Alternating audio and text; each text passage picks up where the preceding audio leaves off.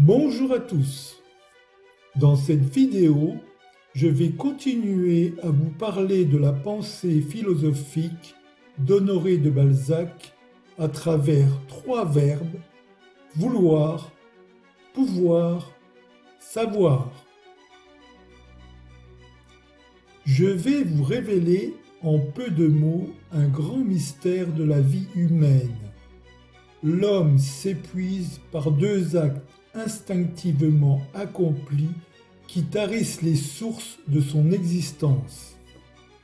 Deux verbes expriment toutes les formes que prennent ces deux causes de mort: vouloir et pouvoir. Entre ces deux termes de l'action humaine, il est une autre formule dont s'emparent les sages, et je lui dois le bonheur et ma longévité. Vouloir nous brûle et pouvoir nous détruit, mais savoir laisse notre faible organisation dans un perpétuel état de calme. Voir, n'est-ce pas savoir? Oh, savoir, n'est-ce pas jouir intuitivement? N'est-ce pas découvrir la substance même du fait et s'en emparer essentiellement? Que reste-t-il d'une possession matérielle? Une idée. Jugez alors combien doit être belle la vie d'un homme qui, pouvant imprimer toutes les réalités dans sa pensée, transporte en son âme les sources du bonheur, en extrait 1000 voluptés idéales dépouillées des souillures terrestres. La pensée est la clé de tous les trésors, elle procure les joies de l'avare sans donner ses soucis. Aussi ai-je plané sur le monde où mes plaisirs ont toujours été des jouissances intellectuelles. Le mot de sagesse ne vient-il pas de savoir? Et qu'est-ce que la folie, sinon l'excès d'un vouloir ou d'un pouvoir?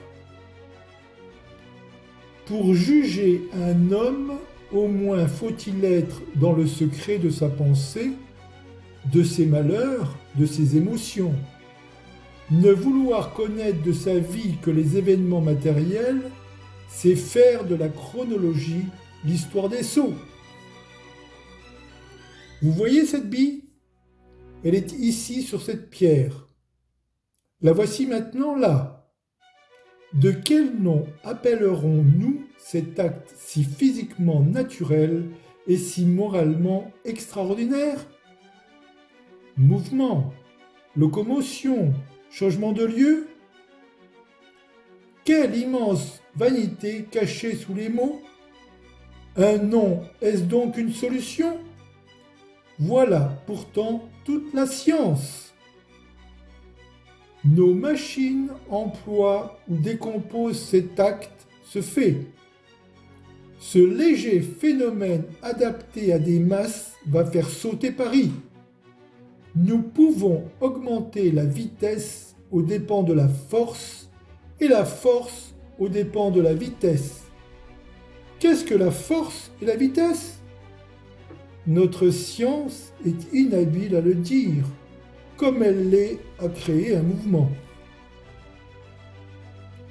Un mouvement, quel qu'il soit, est un immense pouvoir, et l'homme n'invente pas de pouvoir. Le pouvoir est un, comme le mouvement, l'essence même du pouvoir. Tout est mouvement. La pensée est un mouvement.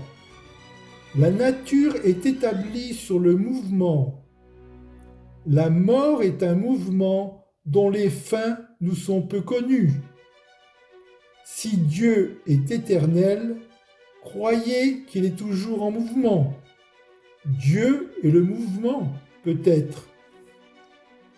Voilà pourquoi le mouvement est inexplicable comme lui. Comme lui, profond, sans bornes, incompréhensible, intangible. Qui jamais à toucher, compris, mesurer le mouvement? Nous en sentons les effets sans les voir. Nous pouvons même le nier comme nous nions Dieu. Où est-il? Où n'est-il pas? D'où part-il? Où en est le principe? Où en est la fin? Il nous enveloppe, nous presse et nous échappe.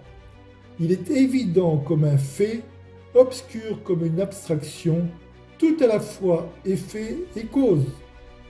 Il lui faut, comme à nous, l'espace. Et qu'est-ce que l'espace? Le mouvement seul nous le révèle. Sans le mouvement, il n'est plus qu'un mot vide de sens. Problème insoluble, semblable au vide, semblable à la création, à l'infini. Le mouvement confond la pensée humaine et tout ce qu'il est permis à l'homme de concevoir, c'est qu'il ne le concevra jamais. Entre chacun des points successivement occupés par cette bille dans l'espace, il se rencontre un abîme pour la raison humaine. Un abîme où est tombé Blaise Pascal. Pour agir sur la substance inconnue, la peau d'âne, que vous voulez soumettre à une force inconnue, nous devons d'abord étudier cette substance. D'après sa nature, ou elle se brisera sous un choc, ou elle y résistera. Si elle se divise et que votre intention ne soit pas de la partager, nous n'atteindrons pas le but proposé. Voulez-vous la comprimer? Il faut transmettre un mouvement égal à toutes les parties de la substance de manière à diminuer uniformément l'intervalle qui les sépare. Désirez-vous l'étendre? Nous devrons tâcher d'imprimer à chaque molécule une force excentrique égale. Sans l'observation exacte de cette loi, nous y produirions des solutions de continuité. On glissa la peau de chagrin, la peau d'âne, entre les deux platines d'une presse souveraine et, plein de cette sécurité que donnent les convictions scientifiques, on manœuvra vivement le balancier. Un sifflement horrible retentit. L'eau contenue dans la machine brisa la fonte, produisit un jet d'une puissance incommensurable et se dirigea heureusement sur une vieille forge qu'elle renversa, bouleversa, tordit, comme une trombe entortille une maison et l'emporte avec elle. « Maître, il y avait une paille dans votre fonte, ou quelques interstices dans le grand tube. » « Non, non, je connais ma fonte. Monsieur peut remporter son outil, le diable est logé dedans. » Allons voir. La chimie sera peut-être plus heureuse que la mécanique.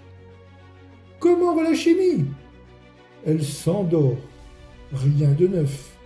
L'Académie a cependant reconnu l'existence de la salicine. Mais la salicine, l'asparagine, la vauqueline, la digitaline ne sont pas des découvertes. Faute de pouvoir inventer des choses, il paraît que vous en êtes réduit à inventer des noms. Essaie de nous décomposer cette substance, la peau d'âne. Si tu en extrais un principe quelconque, je le nomme d'avance la diaboline. Car en voulant la comprimer, nous venons de briser une presse hydraulique. Voyons cela. Ce sera peut-être un nouveau corps simple. Le chagrin, la peau d'âne, sortit victorieux d'un épouvantable choc auquel il avait été soumis grâce à une quantité raisonnable de chlorure d'azote. Gardons-nous bien de raconter cette aventure à l'Académie. Nos collègues s'y moqueraient de nous. Ils étaient comme des chrétiens sortant de leur tombe sans trouver un Dieu dans le ciel. La science, impuissante.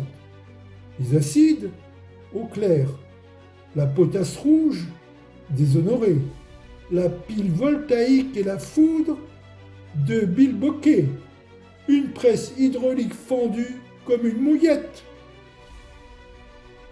Pour un mécanicien, l'univers est une machine qui veut un ouvrier. Pour la chimie, cette œuvre d'un démon qui va décomposant tout, le monde est un gaz doué de mouvement. Bah, pour nous consoler, messieurs les doctrinaires ont créé ce nébuleux axiome, bête comme un fait. 3 systèmes entre lesquels flottent les connaissances humaines étaient là, devant moi. 3 de ces docteurs portaient avec eux toute la philosophie médicale en représentant le combat que se livre la spiritualité, l'analyse et je ne sais quel éclectisme, largeur d'esprit, railleur.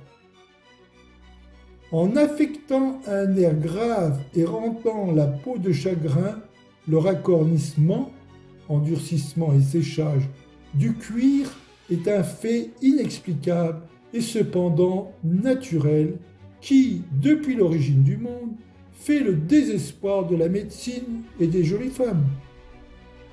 Un médecin est un être inspiré, doué d'un génie particulier, à qui Dieu concède le pouvoir de lire dans la vitalité, comme il donne aux prophètes des yeux pour contempler l'avenir, aux poètes la faculté d'évoquer la nature, aux musiciens celle d'arranger les sons dans un ordre harmonieux dont le titre est en haut, peut-être. Ces médecins sont logiques. L'un sent, le second examine et le troisième doute. L'homme n'a-t-il pas une âme, un corps et une raison?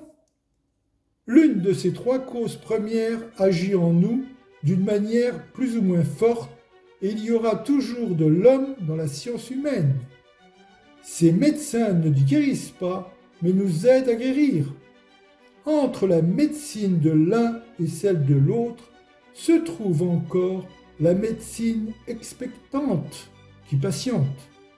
Mais pour pratiquer celle-ci avec succès, il faudrait connaître le malade depuis 10 ans. Il y a au fond de la médecine négation comme dans toutes les sciences. La clé de toutes les sciences est sans contredit le point d'interrogation. Nous devons la plupart des grandes découvertes au « comment ?» Et la sagesse dans la vie consiste peut-être à se demander à tout propos « pourquoi ?» Triste lueur, sagesse implacable. Elles illuminent les événements accomplis, nous dévoilent nos fautes et nous laissent sans pardon devant nous-mêmes. La possession du pouvoir, quelque immense qu'il pût être, ne donnait pas la science de s'en servir. Le sceptre est un jouet pour un enfant, une hache pour Richelieu et pour Napoléon un levier à faire pencher le monde. Le pouvoir nous laisse tels que nous sommes et ne grandit que les grands. Sur ma chaîne, en cliquant sur mes livres, à droite dans la bannière, vous découvrirez d'autres sujets d'enseignement, de réflexion scientifique, philosophique et spirituelle. Vous pouvez aller aussi sur « À propos » et tout en bas, cliquez sur mes livres. Et je reste très fidèle à mes 3 S. S pour science, S pour sagesse et S pour spiritualité. Et si vous n'êtes pas abonné, abonnez-vous en cliquant sur le bouton rouge « S'abonner ».